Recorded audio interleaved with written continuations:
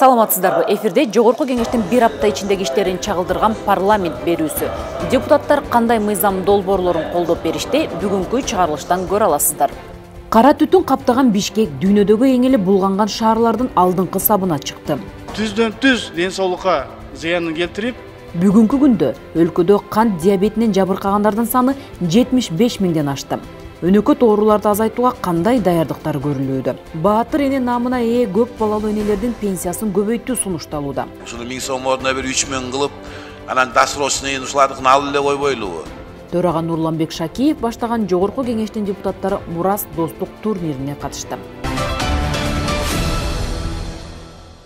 Төрага Нурланбек Шакиев Корея Республикасынын Кыргызстандагы элчиси Ли Вонжени кабыл алды. Жолугушууда саясий, экономикалык, маданий, гуманитардык алакаларды арттыруу, анын ичинен парламенттер аралык кызматташтыкты кеңейтүү маселелери талкууланды. Төрага Нурланбек Шакиев эки мамлекет ортосундагы дипломатиялык мамилелердин түзүлгөндүгүнө быйыл 30 жыл толгонун эске салып, бул жылдар аралыгында Кыргыз-Корея кызматташтыгы жигердүү өнүгүү менен байланыштар жаңы деңгээлге көтөрүлгөнүн билдирди.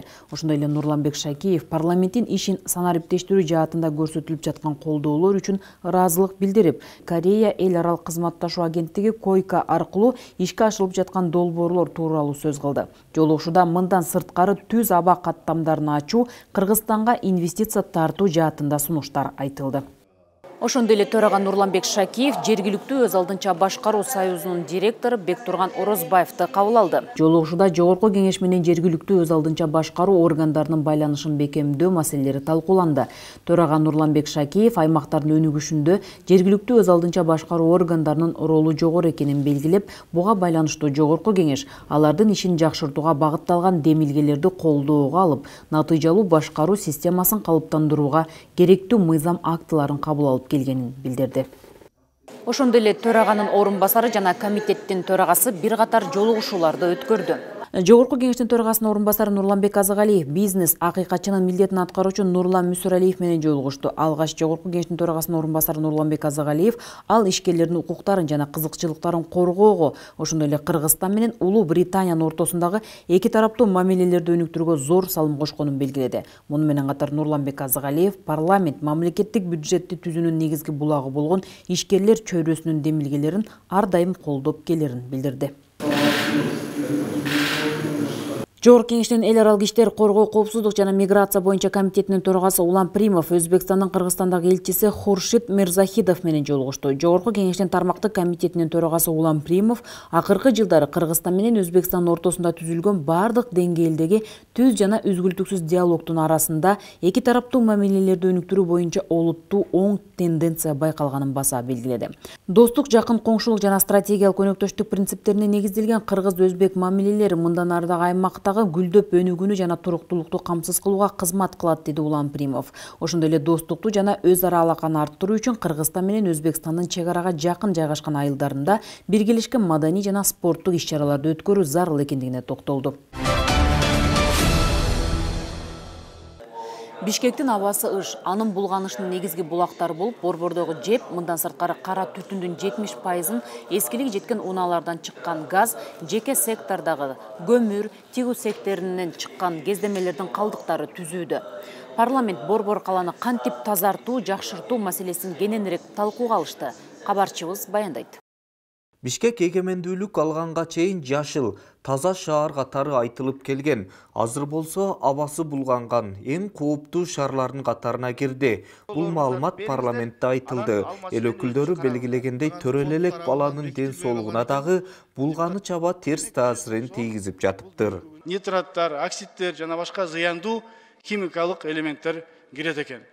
Ал түздөн түз ден соолукка зыянын келтирип, ал эле эмес боюнда бар аялдын да мына ичиндеги балабыз ошол заматта эле уже бир топ ал кандай элементтерди, химикалык элементтерди алып атканда мына бүгүн биз баары күбө болуп турабыз. Бул көйгөйлөрдүн баары мешке жагылган сапатсыз көмүрлөр, автоунаалардан чыккан түтүндөр, Бишкектеги иретсиз курулган бийик имараттардын кесепетинен болуп жатканы айтылды. Ага карабай бул көйгөйлөрдөн кутулуунун жолу бар. Андыктан Бишкектин айланасындагы жаңы конуштарды газга өткөрүү зарыл, дейт депутат Марлен Маматалиев. Билесиздер, убагында Газпромду $1 сатып атканда, мына келишим бар. Ушул келишим боюнча алар газификацияны өткөзүш керек эле. бир топ Кыргызстандын аймагында. Ошонун ичинде мына Бишкек шаарында да өткөзүш келет. Тилекке каршы бүгүнкү күнү 47 конушта гана газ, дагы 47 конушта газ бериле элек. Бишкектин четиндеги Таштанды талаасына завод куруу маселеси дагы көп жылдан бери айтылып ишке ашпай келүүдө. Жаратылыш ресурстары, экология жана техникалык көзөмөл министри Динара Кутманова баяндама жасап, абанын булганышы жөнүндө так изилдөөлөр жүрбөй жатканын айтты. Жогорку кеңеш 2018 жылы абанын булганышынын алдын алуу боюнча Жогорку кеңештин токтомун кабыл алган. Дал ошол токтом аткарылдыбы? Бул дагы чоң суроо жаратты. Биз канча жолу буларга бердик, тапшырма бердик. Ошону эмне кылып аткарышты? 2018 жылы берилген экен, 4 жыл болду, 5 жылга кетти. Мына Жогорку кеңеш берген экен, эмне иш аткарышты? Ал эми шаар башкармалыгы кандай аракет көрүп жатат? 47 ушу конуштардын баарында тең Бишкек шаарында 23-жылы бүтүш керек эле, газ менен газ өткөзүш керек. Тилекке каршы бүгүн 27 жаңы конуштарда гана газдаштырылды. Анын болгону 30% отопление системасына которулду. Кала башчысынын ишин катуу сындаган депутаттар дагы болду. 3 токтом аткарылбады. Мен дагы деле ишенем, бүгүнкү чыккан токтомдо аткарылбайт Жогорку кеңештен. Эмне үчүн аткарылбайт? Эмне үчүн дегенде чечүү, мындай жоопкерчилик сиздерде максат жок, ачыгын айтайын мен. Жок андай нерсе. Бишкек шаарында 843 тигүүчү цех бар. Алардан чыккан кезде менин калдыктарын айрым жеке мончолор жагып жаткан учурлар да болгон. Койт азыр мына бизде 400-500 миңдей машина бар Бишкек шаарында. Койт баарын алып келип электромобиль кылып салыңыз, менин оюмча бул маселе чечилбейт. Менин жеке көз карашым мен. Эмне үчүн? Ушул жерде мен эмне үчүн тиги покрышкаларды айтып атам, ошол эле швейный цехтерди айтып атам. Ушундан чыккан отходтун баарын биздин жаңы конуштагылардын баары жакканынын бирден бир себеби ушул деп эсептейм. Бишкек дүйнөдөгү эң булганыч шаар деген маалымат Кыргызстандын туристтик саясатына терс таасирин тийгизиши мүмкүн. Эң кийир, эң начар шаарларды көргөм. Алардын алдында Бишкек тойго барат. Дүйнөдөгү эң 3 кийир шаарга кирет дегенге мен кошула албайт элем да. Тиешелүү өкмөттүн мекемелери репутационный имиджди кармаш үчүн туура маалымат берип иштешиңиздер керек деп ойлойм да. Кара түтүндөн арылууда дүйнөлүк тажрыйбага таянуу зарыл. Аны менен катар көйгөй менен күрөшүүгө жалпы коомчулук аракет кылбаса болбой турганын төрага Нурланбек Шакиев дагы белгиледи. Мен айтат элем, бул жеке бүгүнкү бул жерде чакырылып отургандардын жардамы менен чечилбейт бул маселе. Бардыгыбыз коомчулук бүтүндөй жарандар толук жардам беришибиз керек. Иш көйгөйүн эл өкүлдөрү бир күн кечке талкуулашып сунуштарын беришти. Жыйынтыгында парламент абалдан чыгуу боюнча иш-чараларды камтыган токтом кабыл алды. Чакан жана орто бизнеске жеңилдик берүү каралууда. Андыктан салык салуу чөйрөсүндөгү айрым мыйзам актыларына өзгөртүүлөр сунушталууда. Мыйзам долбоорунун демилгечиси министрлер кабинетинин төрагасы. Экономика жана коммерция министри Данияр Амангелдиевдин ырастоосунда мыйзам долбоору контролдук кассалык машиналарды жана электрондук эсеп фактуралардын маалыматтык системасын милдеттүү колдонуу шартында салык салуунун патенттик системасын оптималдаштыруу аркылуу жылдык жүгүртүүсү 8 миллион сомго чейин товарларды жеткирүүнү, калкка жумуштарды жана кызматтарды көрсөтүүнү жүргүзгөн субъекттерди бардык салыктарды төлөөдөн бошотууну карайт. Долбоор ийгиликтүү ишке ашырылган учурда салык кызматынын көчмө текшерүүлөрдөн кыйла кыскарат. Бул уюмдар жана салык органдары тарабынан коррупциянын тобокелдиктерин минималдаштырат. Товарга коштоочу документтер менен акча каражаттарынын которулушунун ортосунда дал келиспестик калыбына келтирет.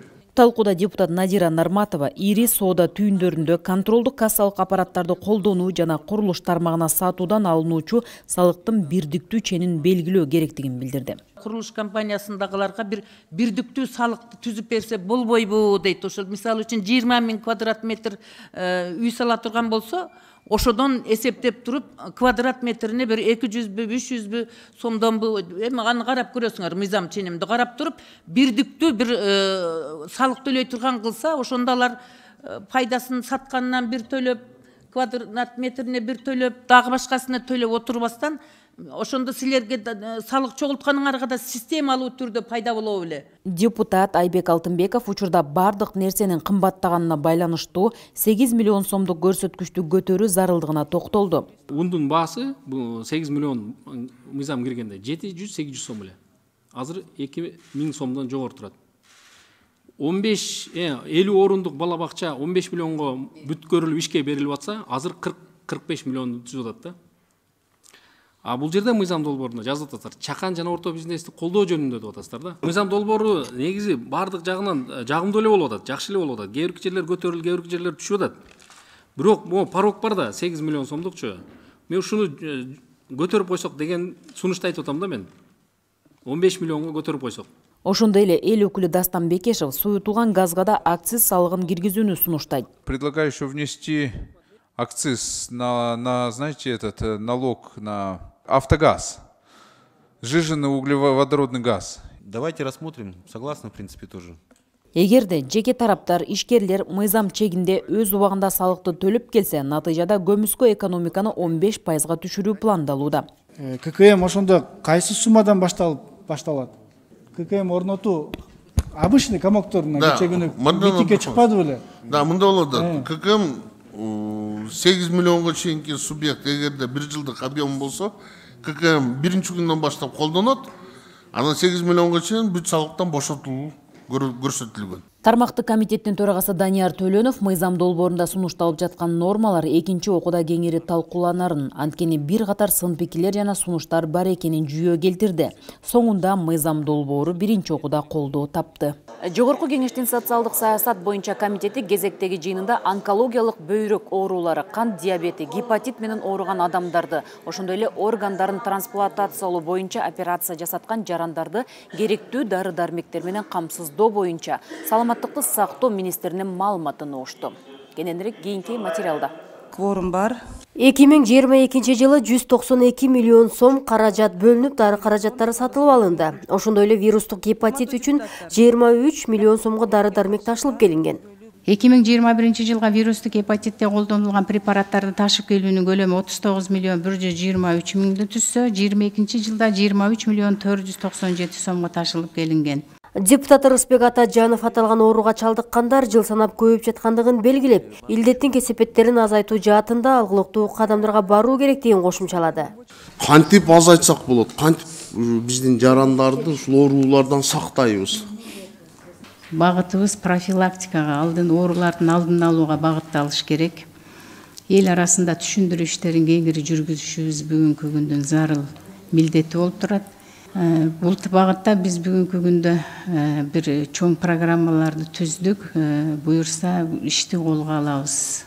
Андан тышкары онкологиялык ооруга чалдыккан жарандарды дары менен ыкчам камсыздоо кыйынчылык туудуруп жатканы айтылды. Мындан улам дары каражаттарын тендерсиз ыкчам алуу жолун иштеп чыгуу зарыл экенин депутаттар белгилешти.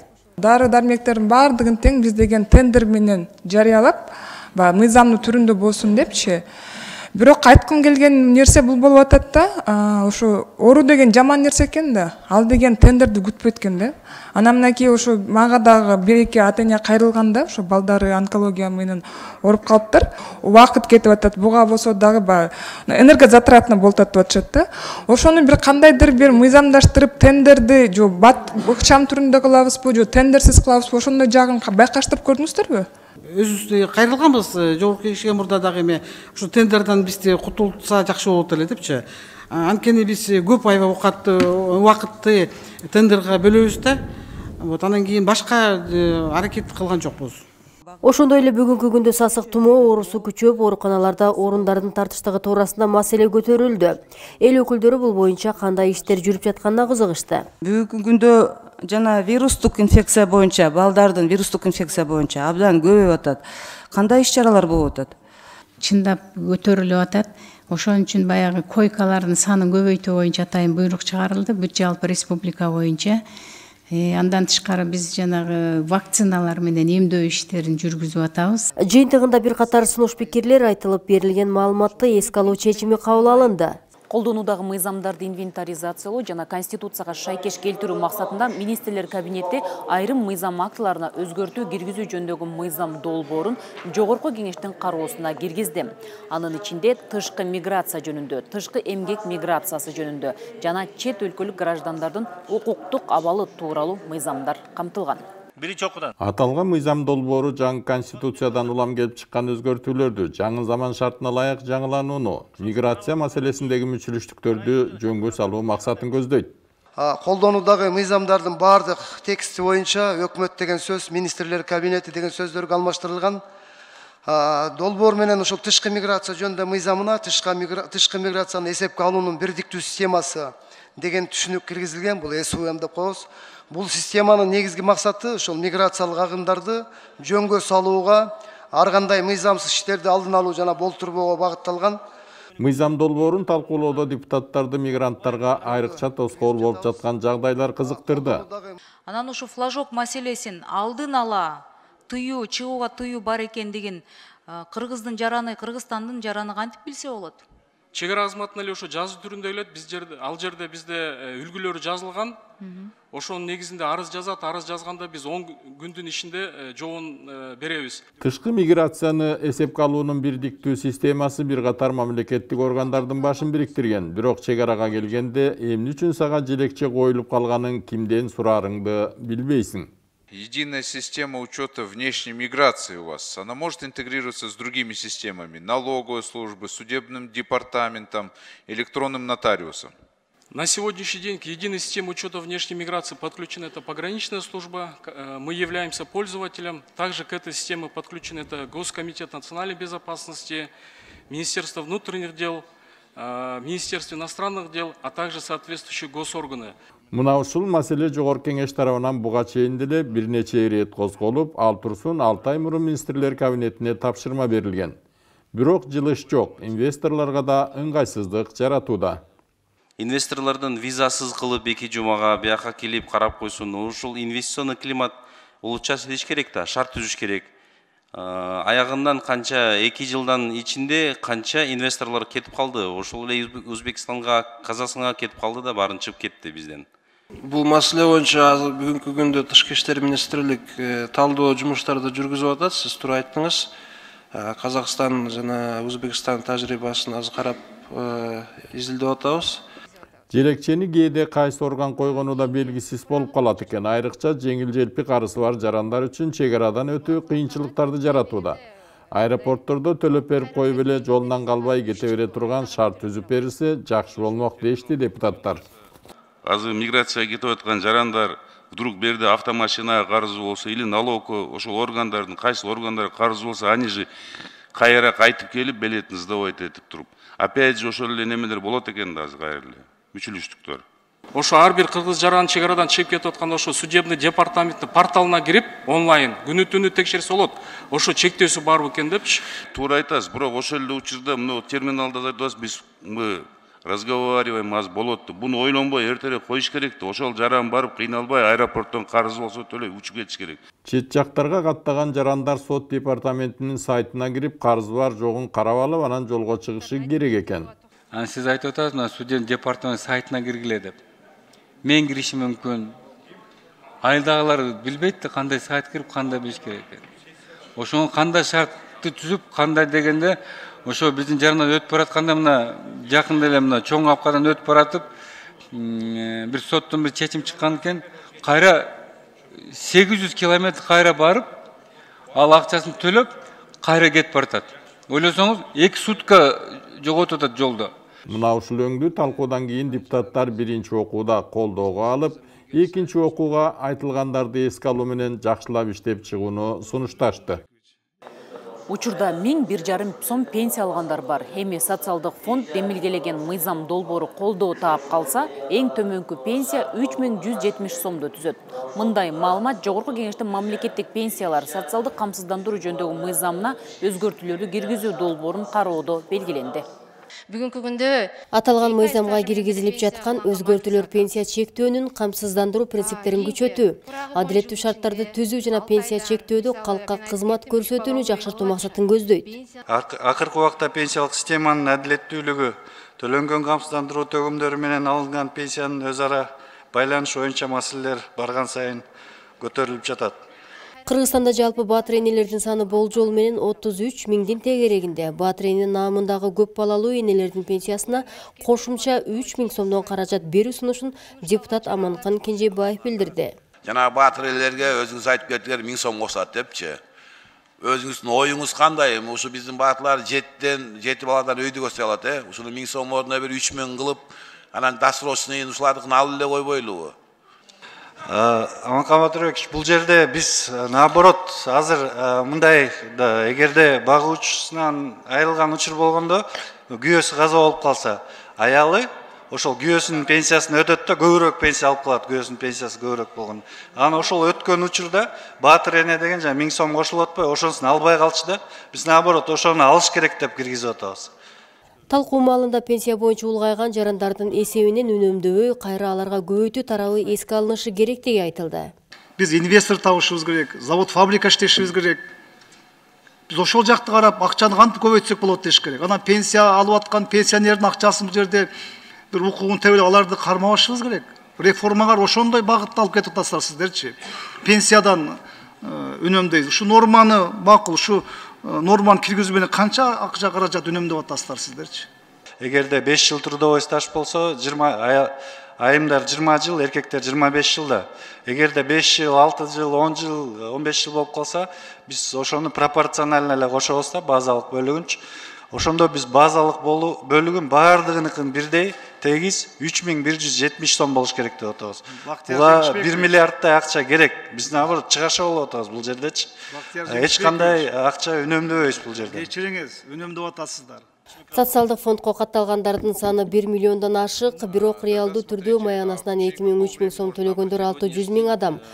Калганы жер салыгынан айына 7-10 сом гана төгөт. Кыргызстанда эмгекке жарамдуу айлык алып аткан, тагыраак айтканда канча жаран эмгек маянасынан которот? Канча жаран бар ошо?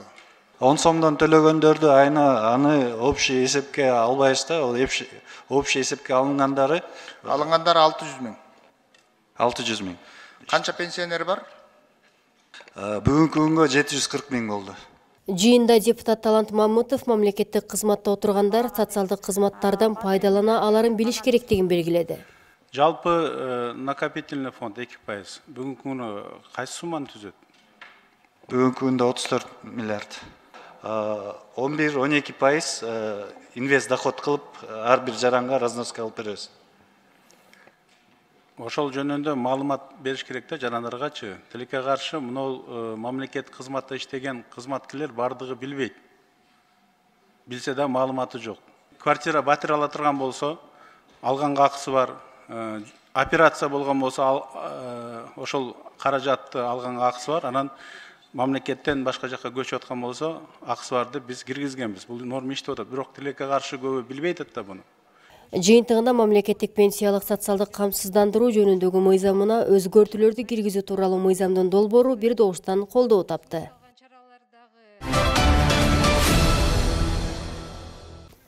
Төрага Нурланбек Шакиев Жайыл жана Панфилов райондорундагы авариялык абалда турган социалдык мекемелерден кабар алды. Төрага Сосновка айылына барып, номер 13 үй бүлөлүк дарыгерлер тобу жайгашкан мекеменин абалы менен таанышты. Белгилүү болгондой 1961 жылы курулган медициналык жай азыркы учурда авариялык абалда. Ага ылайык Нурланбек Шакиев архитектура, курулуш жана турак жай коммуналдык чарба агенттигинин директору Нуртазин Жетибаевга жаңы имарат куруу маселесин карап чыгуу тапшырмасын берди.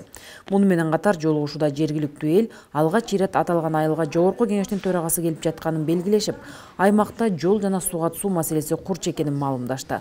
Мугалимдер жана жергиликтүү эл менен баарлашып, айтылган көйгөйлөрдү уккан төрага быйылкы жылы өлкөдө социалдык мекемелер арбын курулуп, Бишкек шаарында эле 17 жаңы мектеп салынганын эске салды. Спикер Нурланбек Шакиев Панфилов районундагы Кайыңдык кант ачык акционердик коомунун ишмердүүлүгү менен да таанышты. Алсак Кайыңды шаарында жайгашкан кант заводу 1963 жылдан бери кум шекер өндүрүп келет. 2012 жылы заводдун тетиктери жаңыланып, өндүрүштүн сапатын жакшыртуу багытында алгылыктуу жумуштар жасалган. Учурда ишканада 1000ден ашуун кызматкер эмгектенип, кант шаарындагы завод менен бирге республиканы кум шекер менен 60% камсыздайт. Муну менен катар өндүрүштөн чыккан калдыктар малга тоют катары даярдалат. Тилекке каршы заводдо чийки заттын тартыштыгы курч. Чүй облусунда өстүрүлгөн кант кызылчасынан тышкары Талас облусунан да ташылып келинет. Бирок коңшу өлкө аркылуу темир жол менен ташууда көйгөйлөр бар экендигине байланыштуу. Азыркы тапта Таласта 2000 тоннадан ашык кызылча кармалып турат. Натыйжада чийки заттын тартыштыгынан заводдун иши үзгүлтүккө учурап калуу коркунучу бар. Айтылган көйгөйлөрдү угуп, кайра иштетүү өндүрүшүнүн жүрүшү менен жеринде таанышкан төрага Нурланбек Шакиев заводдун иши өлкө экономикасы үчүн өтө маанилүү экенин белгиледи. Ага ылайык экономика министринин орун басары Чыңгыз Макешевка Талас облусунда кармалып турган кант кызылчасын Казакстан аркылуу алып келүүгө тез арада көмөктөшүү тапшырмасын берди. Кант кызылчасын ошо Таластын Маймак станциясынан бер жака алып өтө албай жатыптыр. Бул жерде коңшу Казак өлкөсү менен чечиле турган маселелер бар экен. Биз ушул маселелерди чечүүгө көмөк көрсөтөбүз деп айттык. Негизинен бул жерде иштин ыргагы абдан жакшы экен. 1000ге жакын жумушчу иштейт экен. Бүт бардыгы жаңы технологиялар менен камтылыптыр. Бишкекте президент Садыр Жапаровдун катышуусунда салттуу мурас достук турнири башталды. Ага жогорку кеңештин төрагасы Нурланбек Шакиев баштаган депутаттардын командасы да катышты. Турнирге бардыгы 16 команда катышып, күч сынашты. Иш-чаранын максаты ич-ара достукту бекемдөө менен өз ара алакаларды чыңдоого багытталды.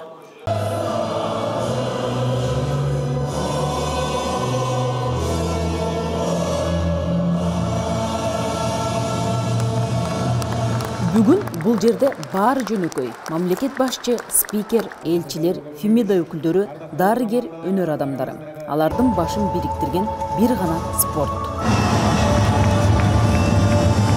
Бишкекте президент Садыр Жапаровдун катышуусунда салттуу мурас достук турнири старт алды. Алгач президент катышуучуларды кезектеги салттуу футбол оюндарынын башталышы менен куттуктап, биринчи турнир өткөн жылы белгиленип, кыргыз футболдун 100 жылдыгына арналганын эске салды. Негизи эле спортто күчтүүлөр жеңет. Ошондуктан спортто баягы жеңишти сатып ала албайсың. Ошондуктан күчтүүлөр жеңсин демекмин.